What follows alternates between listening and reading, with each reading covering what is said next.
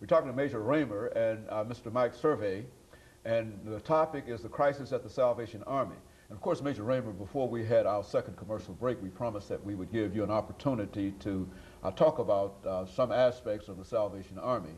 And we recognize that you're relatively new here, but we also know that, as you indicated earlier, that you've had many, many posts in the Salvation Army. What do you find that's somewhat different in your new assignments than, or might be comparable in your new assignments with what you've been accustomed to up until now?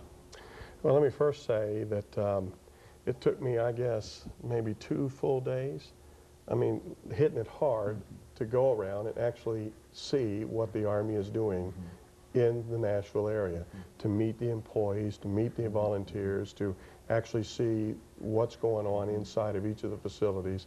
And I think the thing that sticks out in my mind the most was going into one of the two daycare programs that are housed at the Salvation Army, and having the 3-year-olds, and I mean, talk about being bombarded.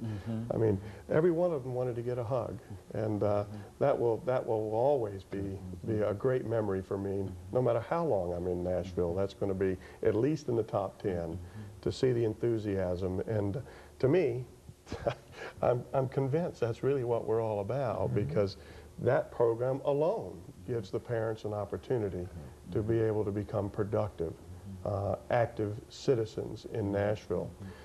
As programs go, all that to say that in all the towns that I've been in, and I've been involved, at least indirectly, in large areas, being in Dallas and even in Baltimore, I can honestly say to you that this is probably one of the most comprehensive programs here in the southern part of the United States that the Salvation Army is involved in, because it literally has a program from the cradle to the grave for everybody and everybody in between. Some involvement with the Army, some type of program, some type of offering. And of course, all of that, at the crux of that, in the center of that, is our main thrust, as I've indicated before. We make no bones about the fact that who we stand for, and of course that's the Lord Jesus Christ.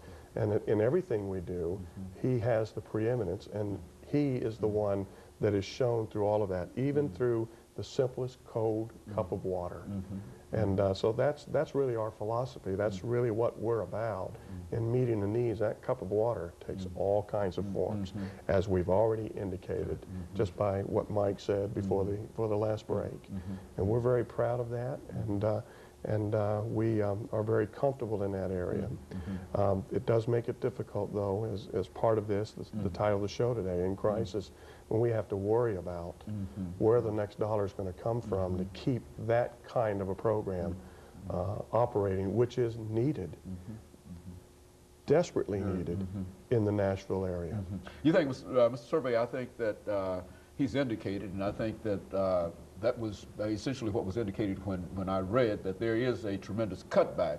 You're cutting back in etc. But now, is there anything that you can say to perhaps the Nashville community over the last 6 minutes that we have here that could perhaps make people much more aware of the needs that you have? Because it seems that you're doing tremendous work. You're touching many, many lives, but certainly you can't continue to do that when you're cutting back staff and et cetera, and et cetera. What can you say that you've been saying over the last many years that you've been involved with this organization? What can you say to people to make them be more conscious of your needs? First of all, please, we would like to increase the consciousness, the awareness level of the Army and its need and our positioning in the community in terms of helping those with the least.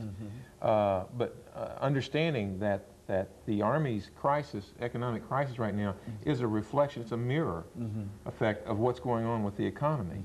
It's just that the folks who are being laid off, many of those fall completely off the ladder and hit ground zero, if you will.